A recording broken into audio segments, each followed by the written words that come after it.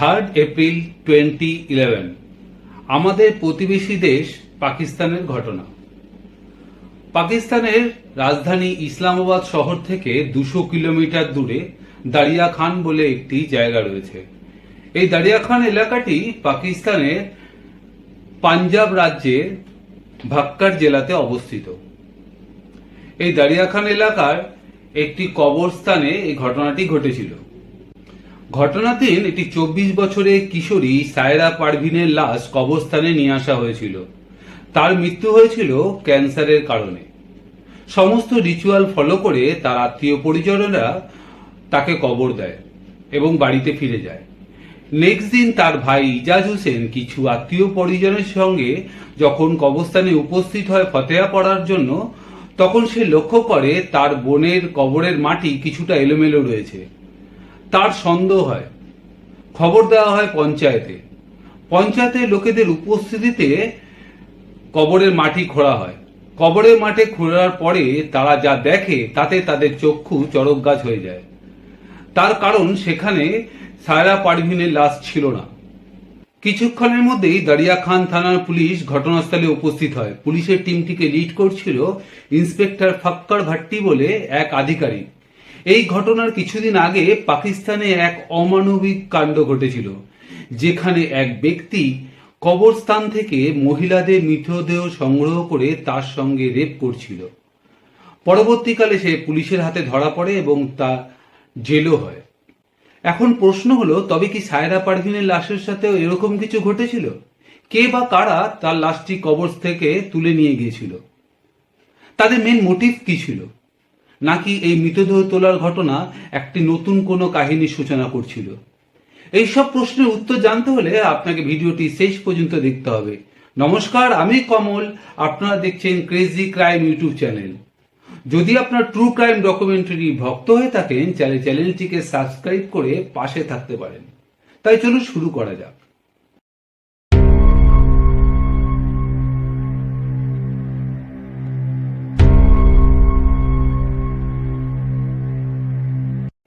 মোহাম্মদ ফরমান আলী এবং মোহাম্মদ আরিফ আলী সম্পর্কে তারা দুই ভাই। তাদের বয়সের পার্থক্য ছিল মোটামুটি 5-6 বছর। বড় ভাই ফরমানের বয়স ছিল মোটামুটি 35-36 বছর এবং ছোট ভাইয়ের বয়স ছিল 30-31 বছর। তাদের পরিবারের অর্থনৈতিক অবস্থা খুব একটা ভালো ছিল না। বড় ভাই ফরমান ছোটবেলা থেকে পড়াশোনায় বেশ ভালো ছিল, কিন্তু কোনো এক কারণে ক্লাস 10 অবধি পড়েই তাদের পড়া বন্ধ হয়ে যায়। কিছুদিনের মধ্যেই তাদের দু ভাইয়ের বিবাহ হয় এবং বাচ্চা কাচ্চাও হয়ে যায়। কিন্তু 2010 সালে তাদের স্ত্রীরা বাচ্চা কাচ্চা নিয়ে তাদের ছেড়ে বাপের বাড়ি ফিরে যায়। কারণ হিসেবে তারা জানায় যে তাদের দুই ভাই যথেষ্ট বদমেজাজি ছিল। কথায় কথায় তারা লোকেদের সাথে ঝগড়া করত। তারা কোনো রকম কাজকর্ম করতো না। সংসারে তাদের কোনো রকম কন্ট্রিবিউশন ছিল না। উপরন্তু তারা বাচ্চা কাচ্চা এবং তাদের যথেষ্ট মারধর করত। সবথেকে বড় প্রবলেম ছিল, তারা কোনো রকম ইনফরমেশন ছাড়াই বাড়ি থেকে মাসের পর মাস নির্দেশ হয়ে যেত। স্ত্রীরা তাদের ছেড়ে চলে যাওয়ার পর তারা দুই ভাই তাদের বাবা মা এবং মেন্টালি আনস্টেবল বোনের সাথে দারিয়া খান এলাকাতেই থাকতে শুরু করে। এই হলো মোটামুটি দুই ভাইয়ের ব্যাকগ্রাউন্ড। চলুন মূল গল্পে ফিরে আসা যাক। ইন্সপেক্টর ভাট্টিকে কবরস্থানের গার্ড এবং কিছু প্রত্যক্ষদর্শীরা জানায় যে যেদিন সায়রা পারভিনের লাশ কবরস্থান থেকে নির্দেশ হয়েছিল তার 2-1 দিন আগে থেকে দুজন সন্দেহভাজন ব্যক্তিকে উদ্দেশ্যহীনভাবে কবরস্থানের আশেপাশে তারা ঘুরতে দেখেছিল। প্রত্যক্ষদর্শীদের বয়ানের ওপর ভিত্তি করে ইন্সপেক্টর ভাট্টি গিয়ে পৌঁছায় এক বাড়িতে। সেই বাড়িটি ছিল মোহাম্মদ ফরমান এবং মোহাম্মদ আরিফের বাড়ি। বাড়িতে তখন ছিল ছোট ভাই আরিফ। তারা পুরো বাড়িটিকে সার্চ করতে শুরু করে, কিন্তু সার্চ করার পরে সন্দেহজনক কিছুই পাওয়া যায় না। যখন তারা ফিরে আসছিল সেই মুহূর্তে হঠাৎ করেই ইন্সপেক্টর ভাট্টি চোখ গিয়ে পড়ে একটি বন্ধ ঘরের ওপরে। সে ঘরটিতে তালা দেওয়া ছিল। ছোট ভাই আরিফকে জিজ্ঞেস করা হয় এই ঘরটি কার। ছোট ভাই আরিফ জানায় এই ঘরটি বড় ভাই ফরমানের। ইন্সপেক্টর ভাট্টির আদেশে আরিফ ঘরে দরজা খুলে দেয়। ঘরের মাঝামাঝি জায়গায় একটি হাঁড়ি রাখা ছিল, তার মধ্যে কিছু ননভেজ জাতীয় জিনিস রান্না করা ছিল, সম্ভবত কোনো মাংস। তার পাশেই রাখা ছিল একটা কাঠের তক্তা, একটা কুড়াল, একটা ধারালো ছুরি এবং একটি জলের বোতল। ধারালো ছুরিটির গায়ে ছোট ছোট মাংসের টুকরো লাগানো ছিল। ঘরে সন্দেহজনক কিছুই ছিল না। তারা যখন ফিরে আসবে, হঠাৎই ইন্সপেক্টর ভাট্টির চোখ গিয়ে পড়ে একটি পিঁপড়ের লাইনের ওপরে। পিঁপড়েরা মেঝেতে সারিবদ্ধভাবে ওখানে পাশে রাখা একটি খাটিয়ার তলায় যাচ্ছিল।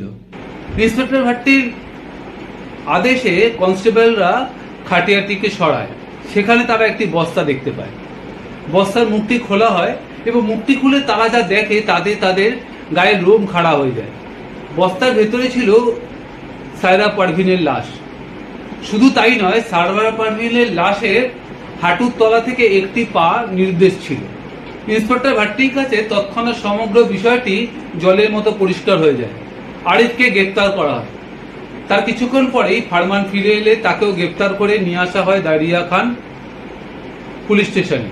দারিয়া খান পুলিশ স্টেশনে তাদের ইন্টারোগেট করার সময় তারা সমস্ত অপরাধের কাহিনী স্বীকার করে। তারা জানায় 2010 সালে যখন তাদের স্ত্রীরা তাদের ছেড়ে গিয়েছিল, সেই মুহূর্তে তাদের সঙ্গে পরিচয় হয়েছিল এক তান্ত্রিকে। তান্ত্রিক তাদের বলেছিল জীবনের সমস্ত সমস্যা থেকে মুক্তি পেতে হলে মানুষ হত্যা করে তার মাংস খেতে হবে। মানুষ হত্যা করা তাদের পক্ষে সম্ভব ছিল না, তাই তারা ঠিক করে মৃত ব্যক্তিকে কবরস্থান থেকে তুলে এনে তাদের মাংস খাবে। এই উদ্দেশ্যে দুই ভাই দারিয়াখান এলাকার বিভিন্ন কবরে ঘুরতে থাকে। যখনই কোনো ব্যক্তিকে কবর দেওয়া হতো, রাতের অন্ধকারে তারা দুই ভাই সেখানে পৌঁছে যেত। প্রথমে তারা বেলচার সাহায্যে কবরে মাটি সরিয়ে প্রথমে লাশটিকে তারা বের করে নিত। তারপরে কবরে মাটি তারা পূর্বের মতো করে গুছিয়ে রেখে আসতো এবং তারপরে সেই লাশটিকে বস্তার মধ্যে ভরে সাইকেলে চাপিয়ে তারা বাড়িতে নিয়ে আসতো। তারপরে মাংসটি রান্না করার পালা।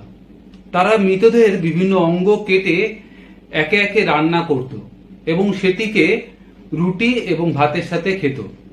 যখন কোনো মৃতদেহ বডি সম্পূর্ণ শেষ হয়ে যেত, তখন শুরু হতো আবার নতুন করে মৃত ব্যক্তি খোঁজার পালা। তারা স্বীকার করে এইভাবে তারা 100টির ওপরে লাশ কেটে রান্না করে খেয়েছে। তার মধ্যে মহিলা এবং শিশুও ছিল। পুলিশ তাদের বিরুদ্ধে চার্জশিট তৈরি করে এবং তাদের কোর্টে তোলা হয়।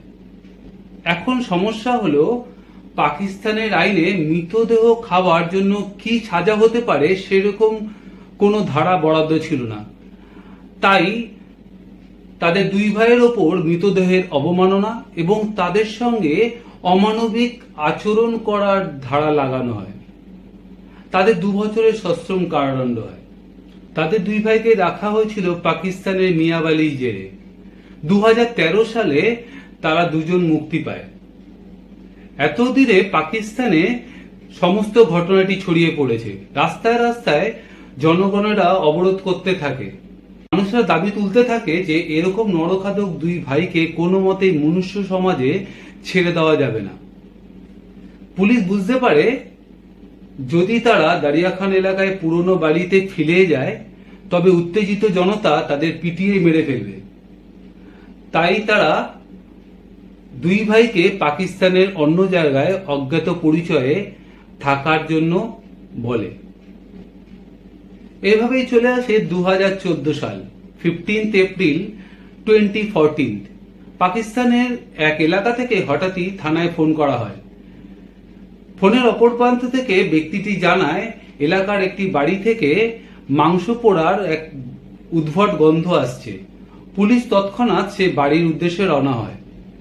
সেখানে পৌঁছে তারা যা দেখে তাতে 2 বছরের পুরনো স্মৃতি তাদের কাছে তাজা হয়ে ওঠে। সেখান থেকে গ্রেপ্তার করা হয় মোহাম্মদ ফারমান এবং মোহাম্মদ আরিফ আলীকে। সেখান থেকে পুলিশ একটি মৃত বাচ্চার কাটা মাথাও উদ্ধার করে। পাকিস্তানের আইনে এই অপরাধের কোনো শাস্তি না থাকার কারণে তাদের দুই ভাইকে অ্যান্টি টেরোরিস্ট কোর্টের হাতে তুলে দেওয়া হয়। কোর্ট তাদের 12 বছরের সশ্রম কারাদণ্ড দেয়। অ্যান্টি টেরোরিস্ট কোর্ট তাদের দুই ভাইকে 12 বছরের সাজা দিয়েছিল 2015 সালে, অর্থাৎ কিনা 2027 সাল নাগাদ তারা দুই ভাই আবার পাকিস্তানে মুক্তি পাবে। আপনাদের মতে এই দুই জীবন্ত নরঘাতক ভাইকে কি শাস্তি দেওয়া উচিত কমেন্ট বক্সে আমাকে লিখে জানাতে পারেন। গল্পটি যদি আপনাদের ভালো লেগে থাকে তাহলে ভিডিওটিতে একটি লাইক করতে ভুলবেন না। চ্যানেলটিকে সাবস্ক্রাইব করে পাশে থাকতে পারেন। আজ আসি, ভালো থাকবেন, সুস্থ থাকবেন, সুরক্ষিত থাকবেন।